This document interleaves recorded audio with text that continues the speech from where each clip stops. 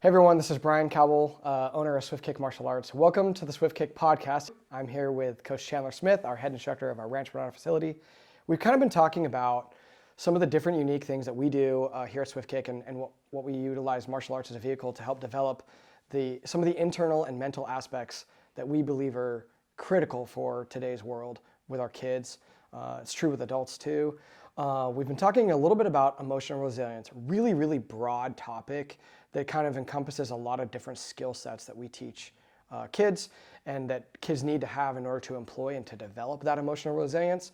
In the last episode, we talked about how we can summarize some of the training that we do into sections of developing discipline and developing honor.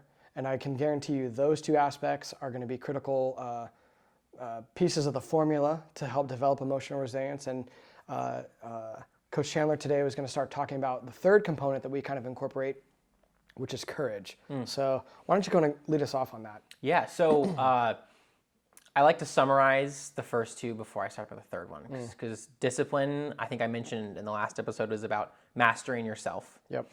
Honor is about serving others. The final one, courage, is broken into three areas.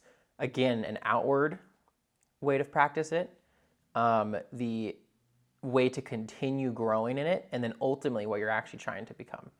And that first one is assertiveness, right? Taking the outward signs of, I don't feel confident in here. Yep. In fact, most of us, I think a lot of the time have moments where we're like, I don't feel super confident about this. And it's more about the outward signs of practicing it. Yep.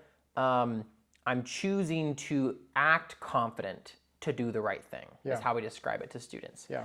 And we give them specific tools and then they practice it in drills and in games.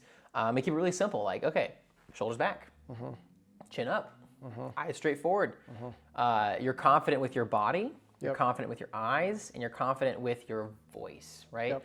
So in the little kids class, we're like, all right, think of an animal that you think is like big and strong, and you're like, they're like lion, dragon, chinchilla, and I'm like, not that one. But we pick an animal that lets them feel like they can channel the image. Yeah. Because that's what assertiveness is. Confidence is, I'm trying to show something I don't always feel. Sure. Yeah. And it leads into the next step, which is perseverance.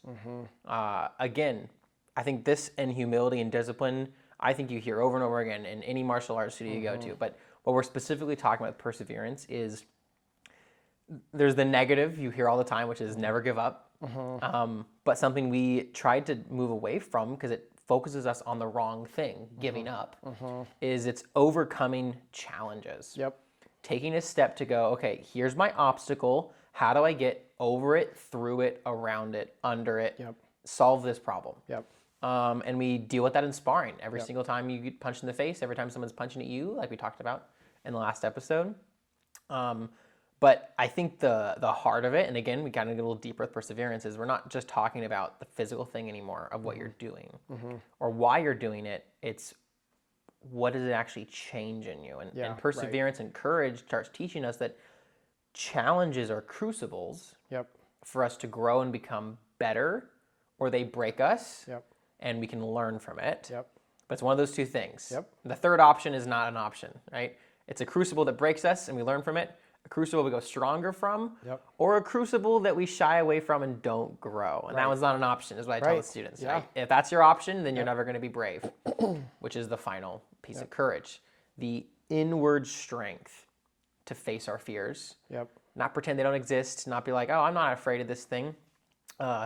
Another example from my son recently, the bravery is one he struggles with a lot. He doesn't, every single day I'm like, all right, dude, he's like, I gotta go potty. I'm like, all right, dude, bathroom is right there. You know what to do. And he's like, I'm too scared. I'm too scared. And I'm like, all right, well, you're gonna do it scared. Yeah. You're gonna do it scared. And I was like, you know how to turn the light. You know how to go to the bathroom. You know how to do those things. I'm like, at least once a day, because he's 4, I'm like, you got to practice at least once a day on your own. I'm not going to help you. Sometimes I'll come with you, but right now I'm not, And sometimes we have to do stuff scared still. But I think over time, what courage ultimately teaches us is there's this valor of our heart that grows with each time we face that challenge, whether it breaks us or strengthens us, right? Just like when we do push-ups, I tell the students, right? You do a push-up, it sucks. You get stronger, your muscles break down, and then the next time you do push-ups, it's a tiny bit easier sometimes. And ultimately, it's so you can hit harder. Yeah. And that's what crucibles do for us, is they break us down. Sometimes they just break us. Sometimes they break us and build us up. But either way, we're getting a tiny bit stronger for the next challenge. Yep. And one of the ways that really plays out, especially as they get older, they start seeing this more and more versus just like the very obvious way of like, push-ups, is in sparring when we hit that place of fear and it all rises up to the surface. Any martial artist in the world can attest to this that's ever been punched in the face or done sparring of any medium contact level or even a light contact level sometimes, is you get to your deeper emotions, your base emotions. Yeah, very quickly. So fast of, I want to run away. I freeze up. I don't want to do anything. I want to curl up in a ball right where I am. Or I, Hulk out. And I go crazy on my partner. And I know for myself, I've experienced all of those in different situations for different reasons all the time. And I think it's one of the things that's so frustrating for students, especially the teens, as I get older and they're like, I mean, when they don't see it, they don't care. They're like, I don't care. If I Hulk out, isn't that good for my, aren't I safer when I Hulk out on someone? And I'm like, all right, dude. You'll learn it's not as safe sometimes. It's an instinct, and that's as hard as like, it's a base instinct for a reason. It's to protect you. Right? But the thing is, we have to untrain those things so that we can respond instead of react. That's a phrase I like to use a lot because it helps us start to get a picture of like, I'm not, you throw a pin at me and I can react or I can respond. And, ultimately those words basically mean the same thing. But I think the idea of what we're talking about is what we're talking about with difficult challenges where we can react. I'm going fight mode, I'm going flight mode, or I'm going freeze mode. I've referred to it as intelligent reaction before. Intelligent reaction. So it's like you're too, building, it's rather than just doing what your body responds to do. Yes. You're a little bit more in control to guide it to what its response is. Right. So you're more intelligent, and that becomes more of an embodied response over time. Yes. Through practice, because just like you said, I've been teaching for a long time. So you hear people go, "Oh, if I ever have to defend myself, I'll just rage out." Yeah. Well, you don't know. I see red. You don't know. Maybe you will. Maybe you won't. Yeah. And maybe if you do, maybe that's not the right response. Right. Because raging out isn't always the right response. What's the intelligent response here? Right. Because if there's 6 guys and you gas yourself out on the first one. Right. Or they know anything at all, and you go crazy and they just duck and uppercut you because you're doing this. Right. That's not good, And then from a self-defense aspect, it's obviously bad, I think. Right. And personally, I think it hits me really deep because I think I used to freeze or run away when I first started sparring. Like I remember being like a brown belt, and I was like, I start sparring, I'd go like this and be like whack. Whack, whack. I just wouldn't do anything, or I'd back up a lot and. And I remember times the guy was just doing like 18 stomp jabs over and over again. I just what's happening? I don't know. But when I became an adult and I started training, I noticed I actually had the fight one come up a lot. Someone would hit me and I wouldn't hurt them because usually it was guys 3 times my size and they would just grab my head or snap me to the ground or whatever. Like a little kid holding them at bay. Yeah, exactly. What you gonna do? So it's silly. It's silly that I was doing it, but what upset me more in the moment is after the fact I'd be like, that's not the kind of person I want to be. Right. I don't want to be someone when someone in life punches me in the face. Whether they're like sliding me or stepping on me in a way that hurts my feelings or affects my life or hurts someone I care about. I don't want to be someone who responds by doing nothing. As someone who runs away from the problem, or as someone who just starts attacking the other person. Right. And I think we see that a lot in so many areas of life. And I love that what we're teaching gives students a very contextual way to see that we're taking that threshold of we call that survival mode in class, Yep. right? That unintentional thoughtlessness. Yep. And we're trying to make the threshold of before we get there, Yep. be like you do it very intentionally. You're kind of trying to find new ways to do it. Yep. You're thinking longer term, your strategy, and then an intentional thoughtlessness. Yeah. We're trying to increase that threshold of intentional thoughtlessness where I don't have to act Yep. and think about, oh, you said something to me. How do I want to respond here? Yeah. Which is good to start, but eventually I want to just be, I want my reaction to be intentional. Yes. Thoughtlessness. Yeah. You know, where I'm in that performance mindset, not 24/7, but I don't have to think about worrying about dipping into that survival mode. And that's what we're training, is that threshold gets bigger and bigger, and that's just so frustrating. Even at intermediate advanced levels, because that we all still have it. It's not gone. Yep. We always have something to be afraid of. Yeah. It's just if we're going to choose to act with that fear. And I think that what we're doing in martial arts is building a healthier relationship around fear. Yeah. So a lot of people are fear avoidant, right? If you have a fear, then you don't want to do it. So some people, for example, let's just use martial arts as the example. Well, I don't want to get on the mat because I don't want to get hit because I'm scared of it, you know, or I don't want to wrestle. I don't want to deal with that, you know, or they're reacting aggressive from a place of fear. Well, I'm just going to do this, you know, or they have anxiety all associated with fear. Well, fear is just a part of the process. Right. So if we can develop a healthy relationship with fear, if we can understand that, you know, for your 4-year-old son, if he's going to the bathroom and he's going to do it scared, that's okay, because there's a lot of things in life that we're going to need to do that are scary, and that fear may not go away. Right. But instead of avoiding it or responding aggressively to it or having a ton of anxiety over it, we can learn just to embrace it as a part and use almost in an odd way, almost weaponize it in a positive way. Yeah. To just say, this serves as some helpful motivation for doing what I'm doing. I'm going to have a healthy relationship with fear, you know, and move forward and do things. There's a couple other things that are interesting that you mentioned too. Is I actually feel like you can know who someone is and how they respond to stuff in life by watching them for their first sparring match or their first grappling match. Yep. Are they aggressive? Are they passive?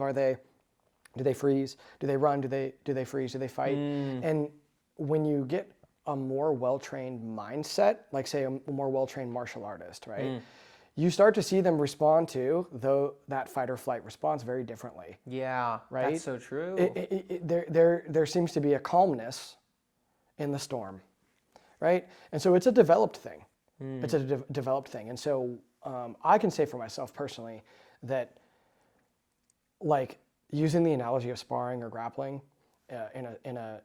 when I'm referring to sparring, you spar when you're grappling too, but I'm talking about punching. So whether we're boxing, kickboxing, or we're grappling, you know, the experiences associated with that are very similar to the experiences that you associate with, like, challenges in life and how to overcome those challenges. Yeah. And kind of, you said it earlier, anything in life, I tell with students with perseverance, anything in life worth having or getting is going to take hard work. Yeah. And I think a lot of times we're in the society where we want a quick response, but really, it's not just about achieving that degree or achieving the belt or achieving whatever it is. The achievements are great, and I'm glad, you know, hey, collect as many achievements as you want. It's not necessarily a bad thing. It does say something about your character. But what you said, it's the transformation and pursuing the achievement that really is the true gift. Yeah, that's so true. Right? So we tell students, you don't earn a black belt. You become one. Right.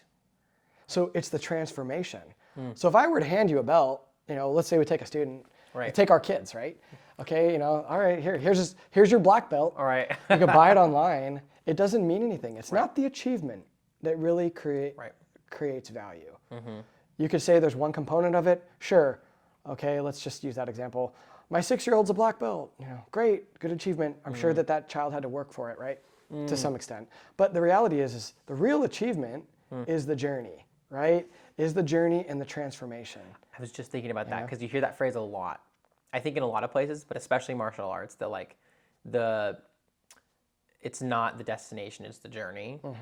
And I think it's one of those phrases that simplifies it too much because it's true. It's not the achievement at the end of the journey, the destination, but it's also not just the journey. Like if you're never, you know, you can, if you're stuck on step one for years and years and years and years and years and you're never making any growth, right? Or it's not just growing.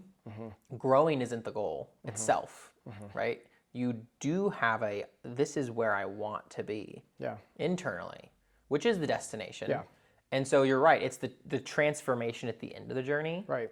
which in some ways is the journey. Right. Which is, I think, a more accurate like analogy would be, it's not the destination, it's the transformation through the journey. Right. Yep. It's the process of going on the journey and becoming something else. Yep. I think like you see that in myths all the time, and like you know, different stories. Classic hero stories. Yep. Where it's like, oh, you know, went on the journey and you realized you were a different person at the end of the journey, and that was actually the whole point. You know, to some extent. You know, as parents, I've actually said this before to parents, and it's hard because as parents, we want to, you know, when we see our kids struggle with something that they're afraid of, right, or we see them struggling through that perseverance, we want to easily pull that because we want to take that pain away from them. Right. We want to take the pain away. We want to avoid that thing, but that pain is going to help them grow. Yes. And we want to do it in a small way. Sometimes it's the simple pain of doing a push-up, you know, or whatever it might be. But that's going to be the transformation process that they need. And so we don't want to take that away from them as a parent. Right. We want them to experience that, to be honest. And we just want to experience it in a healthy way. Right. There can be healthy and unhealthy ways to experience that. You Absolutely. know? You can have a very unhealthy environment, whether it's, you know, martial arts or some sort of sport or activity where it's really not developing these skills. Right. It actually might be counterproductive. It might be developing the opposite because they don't have a healthy way of interacting with winning and losing. They don't have a healthy way of interacting with that transformation internally, right? They're not really developing those skills. They might be developing different things, right? You know? But in SwiftKick, that's why we want to have that process. It's over time, we're building that one piece of the Lego, like we said, to help kids get to where they're at. Like, okay, a little bit of exposure. So if we notice a kid is super scared, then we want to help them just get confident with one notch forward. Right. We notice a kid doesn't have a lot of fear. Yeah. You know? We want to help them go to the next step with taking risks, but maybe do it also in an intelligent way. Right. Maybe thinking about the consequence of those actions prior. Right. So it's like, this is the thing. And here's the other thing that we talk about as coaches too. You may have heard me say this to coaches is, as coaches and as parents, we want to teach the student to be the hero of their own story. Okay? What that means is we don't want to step in and be their hero as much as we want to. As coaches, we want to do that too sometimes. We see the student having a hard time. Let's remove them from that situation. Right. Let's protect them. Right. But they need to learn how to protect themselves. Right. That's where the true power is. Right. So our job is to guide. Yeah. So in a silly analogy, I'll say we're the Yoda. We're Yoda guiding Luke Skywalker. Yeah. Right? Yoda could step in and fight the battle, but he might be the more powerful. He's the teacher, whatever it might be. But Luke has to go through that journey himself. So in a silly example, you know, that's the same story What's you silly see about Star Wars. Nothing silly about Star Wars. Well, or maybe plenty of things. Depends on who you ask. But the reality is like, as parents and as coaches, and this is what we're doing in SwiftKick, we want to teach the kids to be the hero of their own story. Okay? We want to teach them to be empowering themselves and not have us be the ones that has to come to the rescue. Because there's going to be a point in time where parents aren't always there or a coach isn't there. This is what gives them that true resilience that we're talking about. Absolutely. They have then the confidence to do this on their own. Right. And that's the key component. But it doesn't happen overnight. That's so true. And I think it's easy to be like, oh, I want them. At least I feel like as a parent, I end up looking at that myself too and be like, I want them to go be courageous and adventurous and, you know, without fear completely and able to do things really well. And that requires me to be a little more hands-off. Sure. And my own fear is like, well, I don't want to be completely hands-off. Like I want them to know I'm still there and I'm supporting them and I love them. And that's why I think martial arts as a community is also so amazing. And what we do at SwiftKick is we have that. You're not doing stuff by yourself. That's why I encourage them to talk with each other when they're punching each other in the face, when they're throwing each other into the mat as hard as they can. And they're like, hey, are you okay? Like, because they're friends. Let me go a little slower. You know, they actually care about each other. Actually care about each other. It's not just about winning and losing. And they're trying to become that hero, not with their partner being their enemy, but their own battles inside is the enemy. Yes. My own fear is the enemy in a sense. Yes. You know, but really not my fear, me running away, hiding, or hulking out is my enemy. And that's my battle every time I put my gloves on and spar someone. And that's the battle I think you see these young kids start working on, these teens and these adults start working on, and then as they get closer to black belt, you see this huge transformation of they get punched in the face 6-7 times by that, the trial guy came in and, was whopping up, black belt's having an off day or whatever, and they're like, cool, let's go again. Yeah, let's keep sparring. I'm fine. Yeah. Not like pushing aside what they're feeling, because we all have egos. Yep. But letting their ego be somewhere else. Yep. And being like, me having an off day, me getting punched in the face and not slipping that punch in time doesn't suddenly mean I'm suddenly worthless. Right. Doesn't mean I'm suddenly no longer a martial artist or no longer a black belt. Yep. It just means I'm having an off day. Yep. It doesn't affect my confidence or my self-esteem. Yep. And part of that's because they know they have coaches who are like, you've become this. Yes. I see the change in you. Yes. You are this now. Yes. You're not what you were before.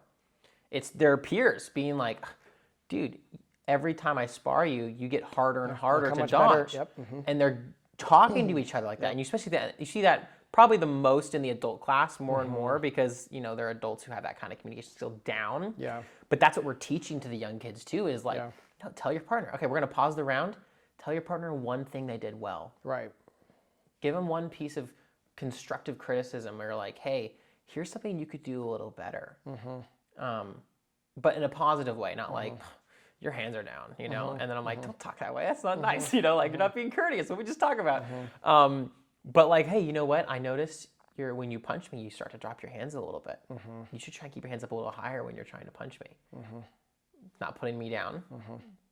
It's helping them grow. Right. And letting them come alongside each other. Yep. And then they sharpen each other as they all get better. And they have this backing where they're like, I know who I am because it's been confirmed by my peers and by my influences, like my coaches.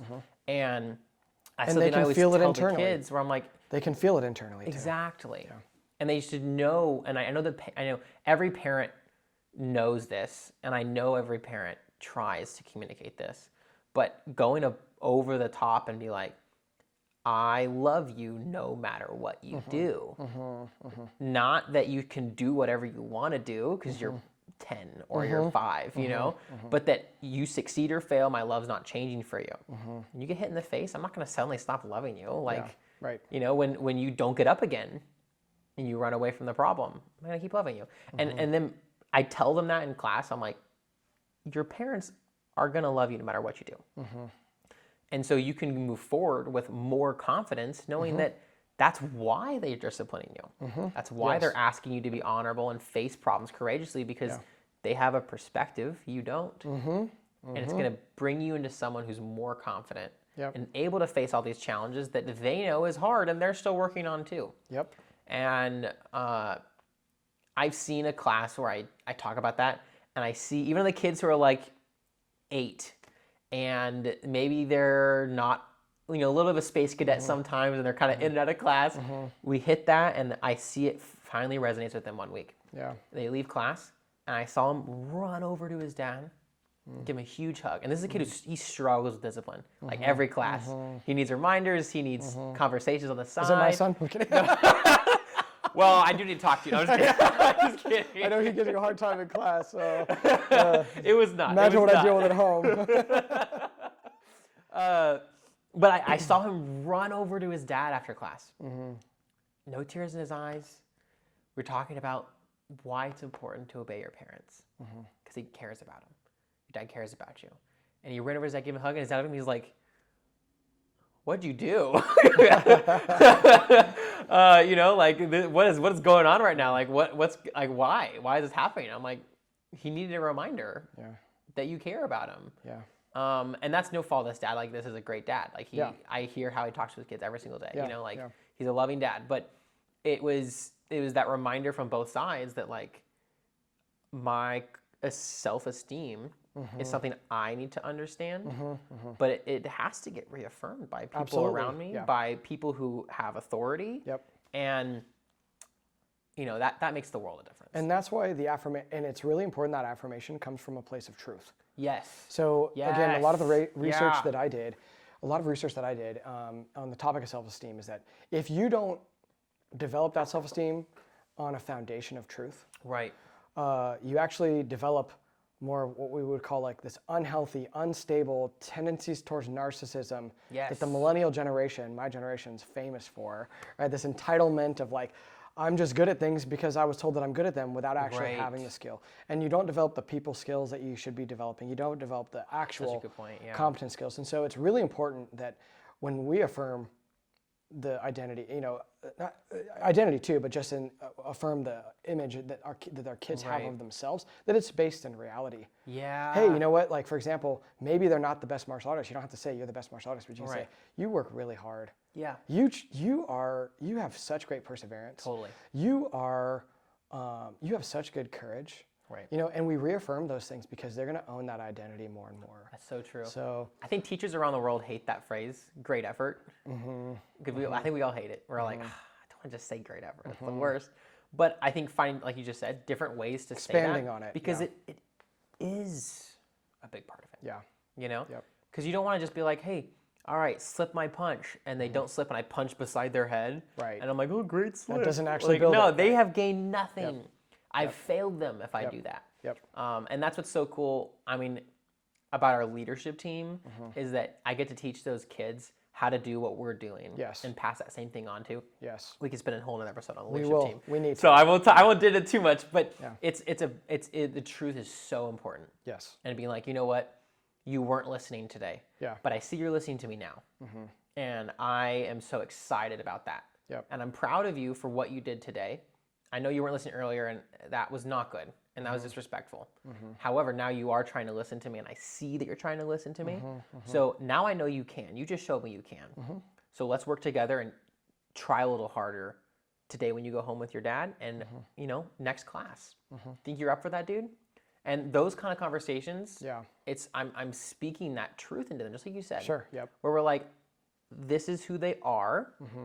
It's not ignoring what happened. Yeah.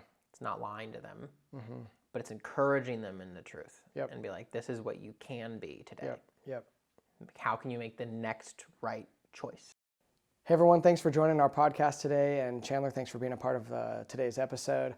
And if you're interested in a free trial class and you live in the San Diego area, we have a studio in Rancho Bernardo and in Carlsbad. You guys can take advantage of a free class. Also, don't forget to subscribe to our podcast. We do put out an episode about once a month. And thanks everyone for tuning in. We'll see you next time.